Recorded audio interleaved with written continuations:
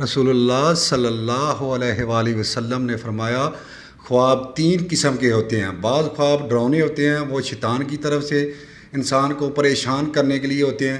بعض ایسے ہوتے ہیں کہ انسان بیداری کی حالت میں جو کچھ سوچتا رہتا ہے وہی کچھ خواب میں اسے نظر آتا ہے، اور بعض خواب وہ ہیں جو نبوت کا 40واں حصہ۔ رسول اللہ صلی اللہ علیہ وآلہ وسلم نے فرمایا، خواب تین قسم کے ہوتے ہیں۔ بعض خواب ڈراؤنے ہوتے ہیں، وہ شیطان کی طرف سے انسان کو پریشان کرنے کے لیے ہوتے ہیں۔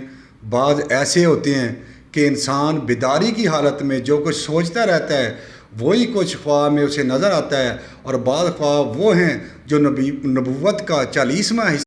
رسول اللہ صلی اللہ علیہ وآلہ وسلم نے فرمایا، خواب تین قسم کے ہوتے ہیں۔ بعض خواب ڈراؤنے ہوتے ہیں، وہ شیطان کی طرف سے انسان کو پریشان کرنے کے لیے ہوتے ہیں۔ بعض ایسے ہوتے ہیں